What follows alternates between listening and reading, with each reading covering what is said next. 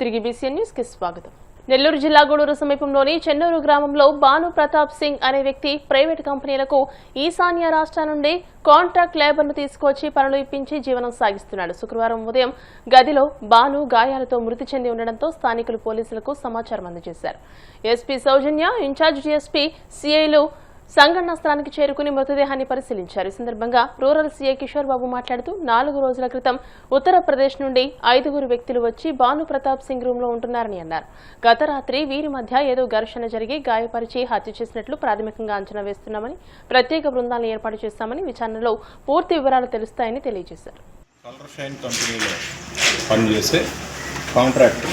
Labour contractor అతని దగ్గర సూపర్వైజర్గా అనిల్ కుమార్ యాదవ్ అని 2 సూపర్వైజర్లు పనిచేస్తారు.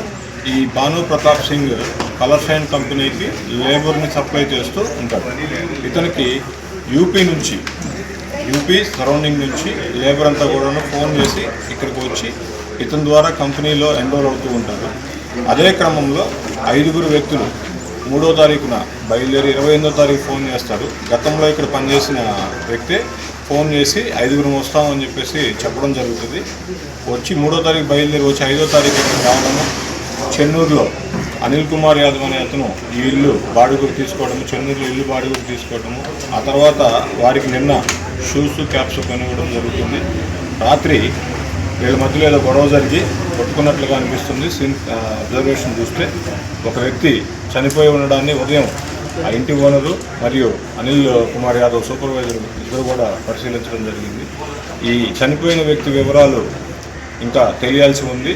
ప్లస్ అదేవిధంగా ఇక్కడికి పనిచేయడానికి వచ్చిన వాళ్ళు కూడాను ఎవరెవరు అనేది, వాళ్ళని ఏ పర్పస్ మీద తీసుకొచ్చారనేది కూడా విచారణలో తెలియాల్సి ఉంది.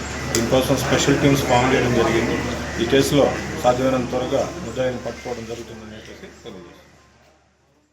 మార్కాపురం జిల్లాలో మట్టి మద్యం మాఫియా రెచ్చిపోతుందని కాంగ్రెస్ పార్టీ జిల్లా అధ్యక్షుడు షేక్ సైదా ఆరోపించారు. మార్కాపురం ప్రెస్ క్లబ్ లో నిర్వహించిన మీడియా సమావేశంలో ఆయన మాట్లాడుతూ మద్యం బెల్ట్ షాపులు విచ్చలవిడిగా సాగుతున్నా ఎక్సైజ్ అధికారులు చర్యలు తీసుకోవడం లేదని అన్నారు. మైనింగ్ శాఖ అధికారులు అక్రమ మట్టి తరలింపును పట్టించుకోవడం లేదని, అధికారులు మామూళ్ల మత్తులో జోగుతున్నారని విమర్శించారు. విపరీతంగా మద్యం మాఫియా నడుస్తూ ఉంది. చూసాం, ఈ ఎక్సైజ్ అధికారులు ఈ యొక్క మద్యం కిక్కుతో వ్యవహరిస్తూ ఉన్నారు, ఈ యొక్క మామూలు మత్తులో జోగుతూ ఉన్నారు అనేది చాలా స్పష్టంగా అర్థమవుతూ ఉంది. గతంలోనే మేము చెప్పాము, ఈ ఎక్సైజ్ శాఖ ఏ విధంగా నిర్లక్ష్యంగా వ్యవహరిస్తూ ఉందో, నిర్లిప్తంగా వ్యవహరిస్తూ ఉందో మనం చూస్తూ ఉన్నాం. ఈ యొక్క ఎంఆర్పి రేట్ల కంటే అదనంగా 20 రూపాయలు, 30 రూపాయలు, మరి ఒక క్వార్టర్ బాటిల్ మీద అదనంగా అమ్మకాలు జరుగుతూ ఉన్నాయి. మరి ఈ ఎక్సైజ్ శాఖ ఏం చేస్తుందో అర్థం కావడం లేదు, ఈ ప్రాంత ఎక్సైజ్ శాఖ. అలాగే మైనింగ్ డిపార్ట్మెంట్ ఏం చేస్తూ ఉందో మనకైతే అర్థం కాల. ఈరోజు మైనింగ్ డిపార్ట్మెంట్ చూస్తే ఎక్కడ నిద్రపోతుందో పరిస్థితి. కొండలు మొత్తం కొట్టేస్తూ ఉన్నారు, కొండలన్నీ గుండ్లు చేసేస్తున్నారు, మట్టి మాఫియా చెలరేగిపోతూ ఉంది. దీని మీద మైనింగ్ అధికారులు వెంటనే స్పందించాలని చెప్పి కాంగ్రెస్ పార్టీ తరఫున డిమాండ్ చేస్తూ ఉన్నాం. ఒక పక్క ఈ ప్రాంత ప్రజలు మంచినీళ్ళు లేక అల్లాడుతూ ఉంటే కనీసం మరి మంచినీళ్ళు కూడా ఇవ్వకుండా 15 రోజులు, 20 రోజులు, నెల రోజులు కూడా ఒక ప్రాంతంలో మంచినీటి సౌకర్యం లేక ఇబ్బంది పడే పరిస్థితి. ప్రత్యేకించి మార్కాపూర్ పట్టణంలో మంచినీటి కొనుగోలు చేయలేక ఇబ్బంది పడుతూ ఉన్నారు పేద ప్రజలు. ఇది చాలా దుర్మార్గంగా ఉంది. కానీ మంచినీళ్ళు లేకపోయినా సరే మద్యం మాత్రం ఎక్కడ కూడా తక్కువ లేకుండా బెల్ట్ షాపులు పెట్టారు. గ్రామంలో 2-3 బెల్ట్ షాపులు పెట్టి అందిస్తూ ఉన్నారు. లక్షల రూపాయలు దండుకుంటూ ఉన్నారు. ఎక్సైజ్ అధికారులు ఏమో షాప్కి 30,000, 40,000 లెక్కన మామూలు వసూలు చేసి వాళ్ళు చూసి చూడనట్టు వ్యవహరిస్తూ ఉన్నారు. ఇది చాలా దుర్మార్గంగా ఉంది. ఒక రకంగా చెప్పాలంటే ఈ మద్యం షాపులన్నీ కూడా బార్ అండ్ రెస్టారెంట్ లాగా ఈరోజు నడుస్తూ ఉన్నాయి. వ్యాపారం లేదు, ఎనీ టైం మందు, ఏటీఎం అంటే ఎనీ టైం మందులాగా ఈరోజు నడుస్తూ ఉన్నాయి. దీని మీద మరి కలెక్టర్ గారు ప్రత్యేక చొరవ తీసుకోవాలని చెప్పి, అలాగే ఎక్సైజ్ అధికారులు కూడా దీని మీద దృష్టి నిలపాలని చెప్పి కోరుతూ ఉన్నాం.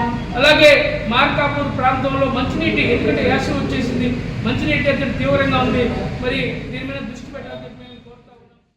వెంకటేశ్వర స్వామి ఆలయ పునర్నిర్మాణం కొడంగల్ ప్రతిష్టను మరింత పెంచుతుందని తెలంగాణ ముఖ్యమంత్రి రేవంత్ రెడ్డి అన్నారు. కర్ణాటకలోని భక్తులకు కూడా ఈ ఆలయం మరింత చేరువగా ఉంటుందని అన్నారు. కొడంగల్లో శ్రీ మహాలక్ష్మి వెంకటేశ్వర స్వామి ఆలయ పునర్నిర్మాణ పనులకు ముఖ్యమంత్రి భూమి పూజ చేశారు. అనంతరం ఏర్పాటు చేసిన బహిరంగ సభలో ఆయన మాట్లాడుతూ అభివృద్ధి విషయంలో రాజకీయాలకు అతీతంగా గ్రూపులు పక్కన పెట్టి అందరం కలిసికట్టుగా పనిచేస్తే కొడంగల్ శాసనసభ నియోజకవర్గాన్ని రాష్ట్రానికే కాకుండా దేశానికి ఆదర్శంగా తీర్చిదిద్దగలుగుతామని అన్నారు. నియోజకవర్గ పరిధిలో 55 సంవత్సరాల క్రితం కీర్తిశేషులు నందారం నరసింహులు గారు ప్రారంభించిన తిరుమల తిరుపతి దేవస్థానం శ్రీ వెంకటేశ్వర స్వామి గారి ఆశీర్వాదంతో వెంకటేశ్వర స్వామి మందిరాన్ని కొడంగల్ పట్టణంలో వారు నిర్మించి ఈ ప్రాంత ప్రజలకు తెలంగాణ రాష్ట్రమే కాదు కర్ణాటక మహారాష్ట్ర ప్రాంతాలకు సంబంధించిన పేదల తిరుపతిగా ఈ పట్టణంలో మందిరాన్ని నిర్మించి తిరుమల తిరుపతి దేవస్థానానికి మొక్కుకున్న వాళ్ళు అక్కడికి ఏదైనా కారణం చేత పోలేనప్పుడు కొడంగల్ పట్టణంలో ఉన్న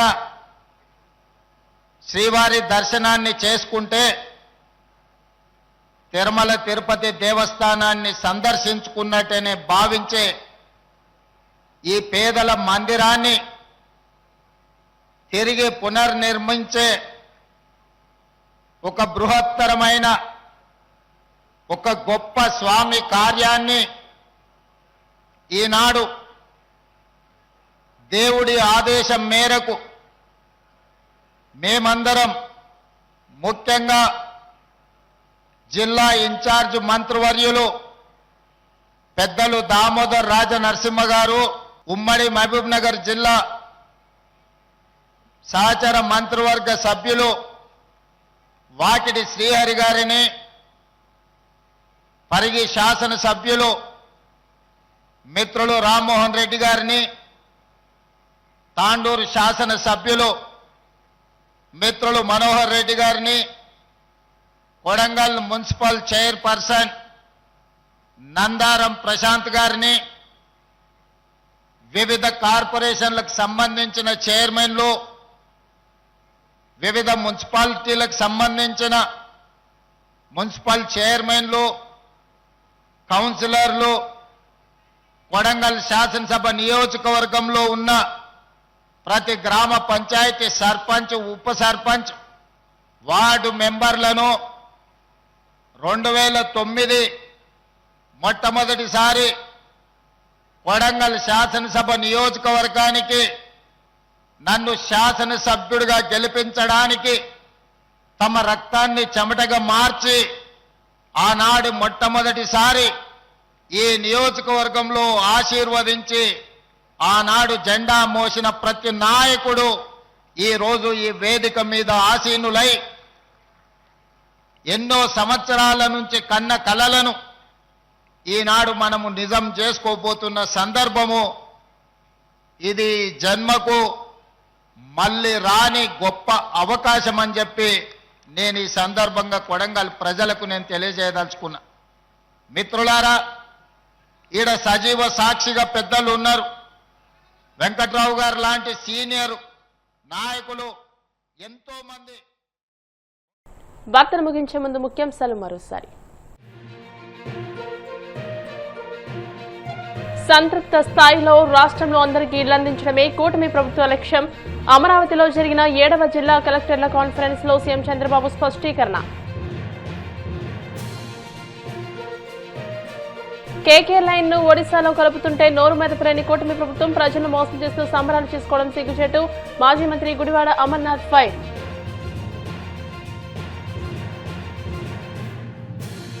గోవిందనామ స్మరణతో మారుమోగిన కోనసీమ తిరుమల. వాడపల్లి వెంకట దర్శనానికి పోటెత్తిన భక్తజనం.